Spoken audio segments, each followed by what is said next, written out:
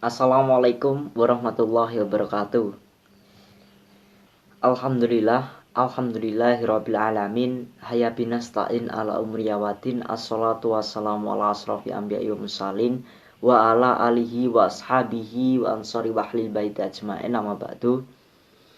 Pertama-tama marilah kita panjatkan puja puji syukur kehadirat Allah Subhanahu wa taala yang telah mana memberikan kita semua rahmatnya, nikmatnya, sehatnya, sehat jasmani dan rohani, kita semua dapat melaksanakan kegiatan sehari-hari tanpa ada halangan suatu apapun. Amin amin ya rabbal alamin.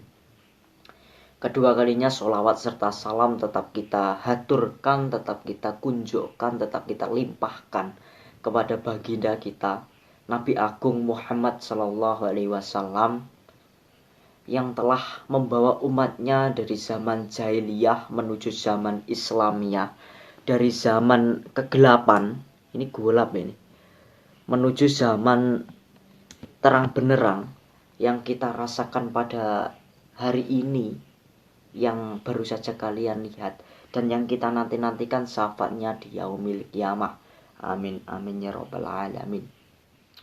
Ketiga kalinya tak lupa saya ingin memperkenalkan nama saya, diri saya terlebih dahulu kepada Anda semua yang sedang menonton video saya ini. Nama saya Diaur Rahman Al-Harisi. Alamat rumah saya di Totokan Melarak Ponorogo. Di sini saya masih duduk di bangku perkuliahan semester 1 di IAIN Ponorogo. Nah, saya mengambil prodi tentang bahasa Indonesia. Nah, pas tepat di sini, di bahasa Indonesia ini ada sebuah tugas dari keterampilan berbicara. Mohon maaf sebelumnya. Tugasnya ini membuat video yang berdurasi 10 menit tentang kebudayaan yang ada di lingkungan masyarakat kita, lingkungan masyarakat saya terutama. Nah, di sini saya ingin mengekspor atau memperkenalkan kepada Anda semua budaya apakah yang ada di lingkungan masyarakat saya. Nah, di sini saya mengambil tema yang berjudul keris. Keris ini bukan keris sakti yang dimiliki Pak Samsudin, itu bukan. Ini keris sepeninggalan kakek nenek saya. Nah, kenapa kok saya memilih tema tentang keris itu tadi? Yang pertama yaitu saya tidak mencari-cari keris atau mencari tema-tema yang lain yang ada di sekitar kita. Karena kenapa? Karena di rumah nenek atau kakek saya ini sudah ada sebuah keris yang konon katanya memiliki aura yang indah. Nah, saya ini kan penasaran tentang bab-bab yang katanya seperti itulah, seperti ini. Nah, saya ini penasaran. Itu yang pertama.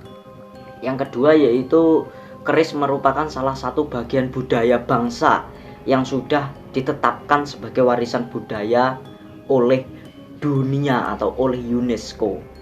Nah, ini merupakan pengakuan dari dunia internasional bahwa keris itu wujud budaya yang adiluhung. Nah, keren, keris diakui oleh dunia. Ini keren sekali. Nah, di sini saya ingin mengenalkan kepada Anda semua bagian mana sih yang keren tentang keris sampai diakui oleh UNESCO. Saya juga belum tahu. Tidak apa-apa, langsung saja ke pembahasan kita tentang bab keris. Pengertian keris terlebih dahulu. Nah, keris merupakan senjata tikam golongan belati yang berasal dari Jawa yang memiliki ragam fungsi budaya yang dikenal di kawasan Nusantara bagian barat dan tengah. Salah satunya ya di Ponorogo ini. Bentuknya khas dan mudah dibedakan dengan senjata tajam lainnya karena tidak simetris di bagian pangkal yang melebar. Seringkali bilahnya berkelok-kelok. Keris wi rada lengkuk-lengkuk, memiliki lengkok-lengkiknya. dan banyak antaranya memiliki pamor, yaitu terlihat serat-serat lapisan logam cerah pada helai bilahnya. Nah, di sini kalian kan belum tahu sih keris itu seperti apa. Nah, ini contoh kerisnya. Keris. Sudah melihat? Nah, seperti itu kerisnya. Keris atau duong terdiri dari 3 bagian utama, yaitu bilah, wilah atau daun keris. Nah, ini seperti ini, Bos. Ini daun. Yang kedua yaitu ganja atau penopang. Nah, penopang ini sing iki, Bos. Iki penopang. Ketara ora? Nah, dan hulu keris atau ukiran pegangan keris. Nah, ukirannya iki, Bos. Ukirannya titik tapi ning kene woke. Iki lek di zoom ini ukiran tok tulisan Jawa. Bagian yang harus ada adalah bilah. Nah, bilahnya sing iki, Bos. Angel men dijabut. Bismillah. Kudu bismillah sik. Iki bilah, Bos. Bilah lek didudut lengkok lengki ini iki. Nah, ini sebuah keris. Sreng. Tak lebokne nek. Hulu keris dapat terpisah maupun menyatu dengan bilah. Nah, hulu kerisnya sing iki, Bos. Iki berpisah, sing iki bareng yo berpisah. Ganja tidak selalu ada, tetapi keris-keris yang baik selalu memilikinya. Kita lanjutkan pembahasan. Nah, yang pertama ada hulu atau pegangan keris. Nah, di sini dalam bahasa Jawa yaitu gaman. Nah, bisa disebut pegangan, gaman, cekelan. Cekelan iki keris kuwi mau. Ini bermacam-macam motifnya. Untuk pegangan keris Jawa secara garis besar terdiri dari sirah wingking, kepala bagian belakang, jiling, cigir, cetak atau batuk, kepala bagian depan, weteng dan bungkul. Nah, salah satu contohnya seperti ini. Ini kepalanya, ini ada motifnya. Ini kelihatan enggak motif-motif. Nah, di sini juga ada kuningan untuk menyatukan keris dan pegangannya. Nah, ini salah satu contoh.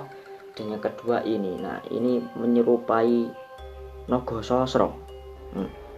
Menyerupai ukiran ikan lah. Ya nggak tahu ini bentuknya apa, ini yang buat bukan saya. Nah, di sini juga ada kain. Ini.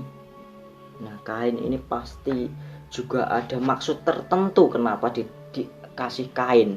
Nah, yang selanjutnya ini sama saja ada kain dan ada kuningan, pegangannya simpel. Yang kedua yaitu warongko atau sarung keris. Warongko atau sarung keris bahasa Banjar Pumpang adalah komponen keris yang mempunyai fungsi tertentu, khususnya dalam kehidupan sosial masyarakat Jawa.